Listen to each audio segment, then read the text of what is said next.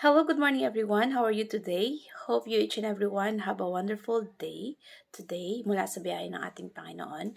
So our topic and devotions for today is from the book of First Corinthians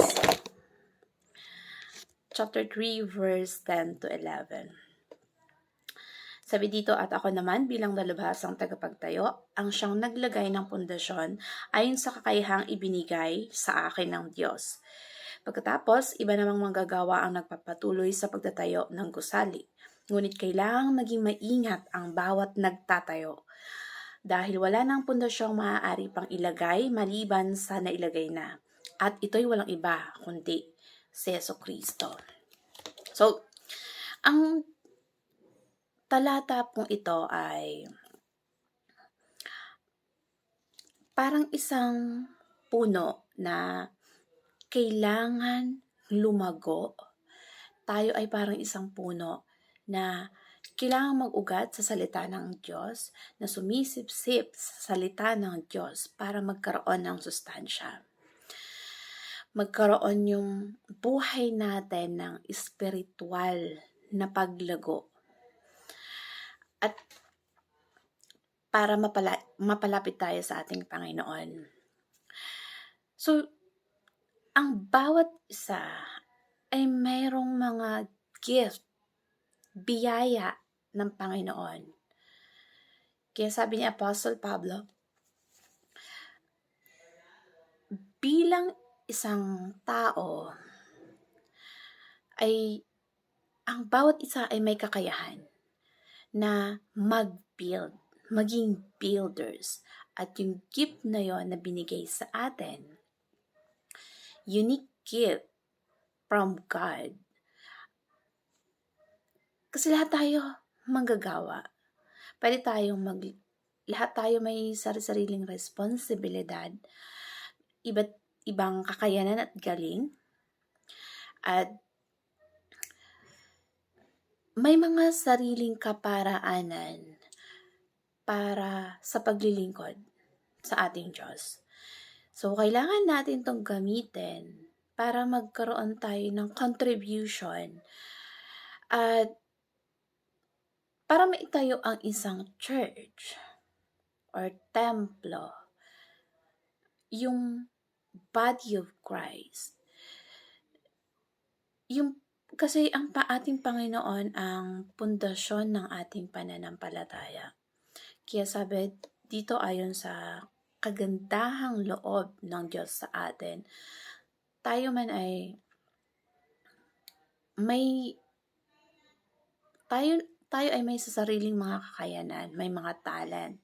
Para tayo isang construction worker na kailangan na para maitayo ang isang building, establishment, or bahay, bawat isa ay may kakayanan, katulad ng kakayanan na engineer, architect, may mga iba't ibang kakayanan na katulad ng pagkakarpintero, yung iba magaling sa bakal, yung iba labor. So, ang Kristiyano ay katulad ng bawat Kristiyano ay parang builders.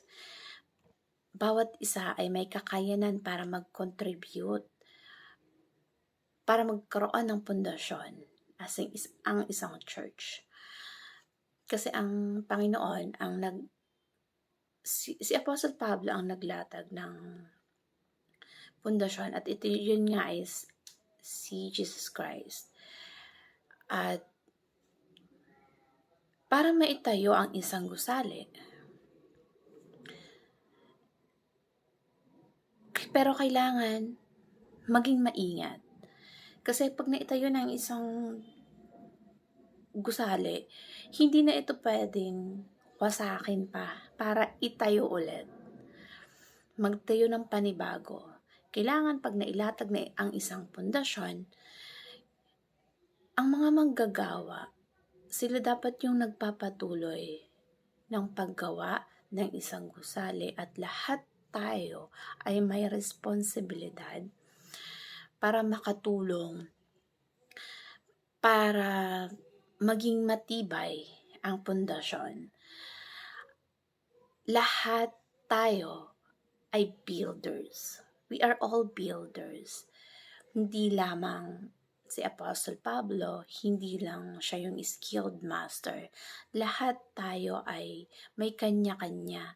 Ang bawat isa ay may kanya-kanyang galing, talent, para tayo ay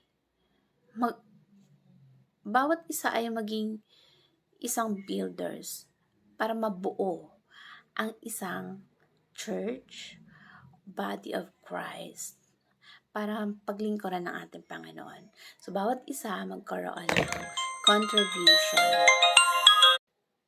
Bawat isa ay kailangan magkaroon ng rules. Tayo ay may mga gift. So, kailangan natin itong gamitin para sa paglilingkod. Mapaglingkuran ng ating Panginoon, to worship God.